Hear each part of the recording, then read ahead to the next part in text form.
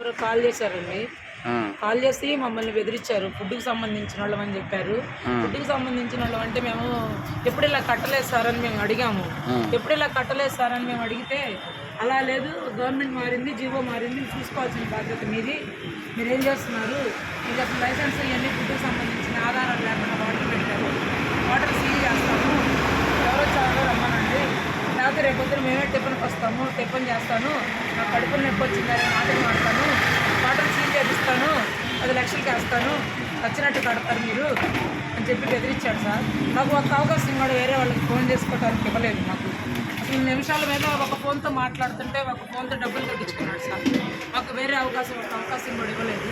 మమ్మల్ని అలా చేసి ఇబ్బంది పెట్టాడు. ఒక లేడీతో మాట్లాడుతున్నానన్న జ్ఞానం కూడా లేదు సార్. ఎట్లా పడితే అట్లా మాట్లాడుతున్నాడు. ఎవరన్నా కట్టలేరని తెలిస్తే మేము కడతాం సార్, మేము అలానే అంటలేదు కదా, కట్టమని వాళ్ళు కూడా అడిగా. ఎవరిని నిరూపించాలి? నన్ను తీసుకొచ్చి నిరూపించాలా? ఇక అందరి ఆధారాలు చూపించాలా? నేను చెప్పినప్పుడు చేయాల్సింది మీరు. ఆయన పేరు శ్రీహరి అంటారు సార్. అదే తూర్కాలూరులో శ్రీహరి అని పడింది సార్. 8,200 కట్టించుకున్నాడు. ఏడీ గారు అంట. ఆయన రిసిప్ట్ అరగంటలో నీ సెల్లుకు పెడతానన్నాడు. తర్వాత స్విచ్ ఆపుకున్నాడు. రిసిప్ట్ ఏం పెట్టలేదు సార్. తర్వాత ఫోన్ స్విచ్ ఆపుకున్నాడు. ఆ అమౌంట్ కొట్టిందేమో శ్రీనివాస నాయక్ అని ఆయన కొట్టించుకున్నాడు. శ్రీనివాస నాయక్ అని కొట్టించుకున్నాడు. ఆయన పోయింది ఆ అమౌంట్.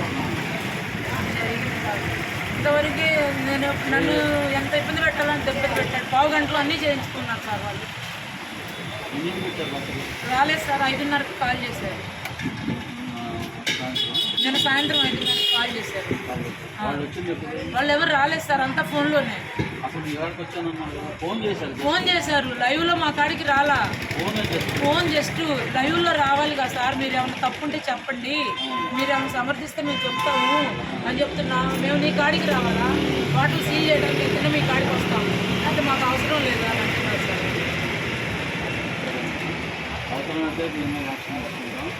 ఇప్పుడు నాలాగా ఎంతమంది మోసపోతున్నారు. ఇప్పుడు నేను ఎంతో కష్టపడితే నాకు 8,200 రావాలి. నేను పెట్టిన నెలన్నారే అని కూడా చెప్పాను. 30 సంవత్సరాల ఎక్స్పీరియన్స్లో నిన్న భయపడ్డట్టు నేను ఇప్పుడు భయపడలేదు.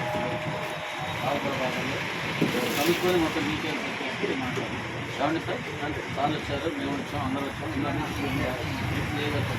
ఎంఆర్ఓ చెప్పి అప్పుడు రాసిన ఇట్లా పేపర్ వచ్చి అది నిజమో పేపర్ తెలియదు కాబట్టి పూర్తి కనుక్కున్న తర్వాత